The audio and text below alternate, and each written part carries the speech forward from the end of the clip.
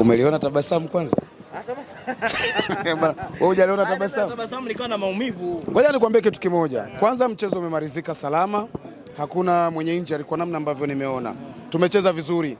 Miongoni mwa timu ambayo imemiliki mpira kwa kiasi kikubwa sana ni sisi hapa. Tumeupiga mwingi. Yaani kwa mchezo ambao tumeonyesha siku ya leo, naamini kabisa haijaisha mpaka iishe. Sisi tuna alama zetu pale za kuchukua. Waona tunakwenda kuwachinjilia vibaya katika gereza kula Guantanamo, New Amani Zanzibar. Tumecheza mpira mkubwa mno. Yani mpira ambao tumeucheza sisi, tumefungwa sisi na tunafurahi sisi. Yani tumefurahi kwa namna ambavyo kikosi chetu kimecheza mpira mkubwa. Hujaona kiasi gani National walivyokuwa kihangaika kwa namna ambavyo tumecheza mpira safi sana. Yes. Mmetengeneza nafasi nyingi, mmeshindwa kuzitumia. Wametengeneza katika nafasi 3 walizotengeneza, nafasi 2 wamehakikisha wameziweka nyavuni.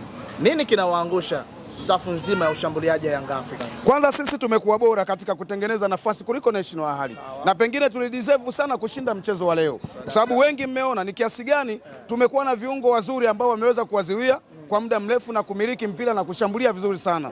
Lakini ni kutokuwa na umakini wa kuzitumia zile nafasi. Tumecheza vizuri, tumezitengeneza nafasi lakini hatujazitumia. Naamini inshallah katika gereza kula Guantanamo pale New Amani Zanzibar, nafasi tulizozikosa leo tutakwenda kuzitumia pale. Hawa tuliocheza ni wakubwa wenzetu.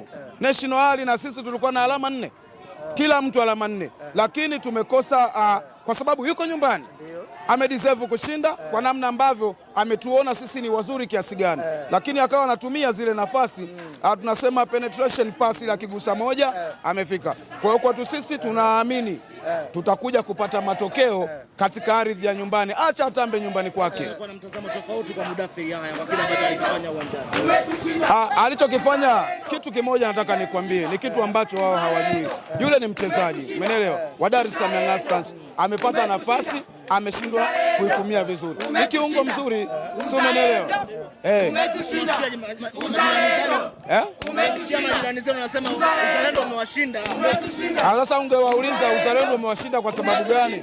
Kwa sababu moja kati ya furaha ya mashabiki wa Simba na Yanga au watani ni pamoja na hivi, wanafurahi kuona Dar es Salaam Young Africans anakosa matokeo siku ya leo. Lakini hawa ndio wale ambao wao hawana alama hata moja. Wewe wana alama kwenye grupu lao, hawana alama hata moja. Unaweza ukaona ni msiba kiasi gani. Watu ambao Uzalendo umewashinda hawana alama hata moja. Wana alama kweli?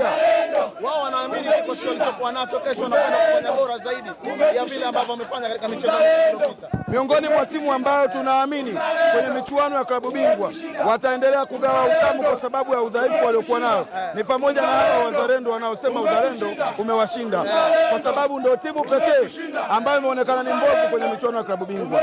Lakini Dar es Salaam Young Africans ndio timu pekee ambayo mpaka tunacheza mchezo wa leo ni timu ambayo tulikuwa hatujaruhusu goli hata moja, si ndio?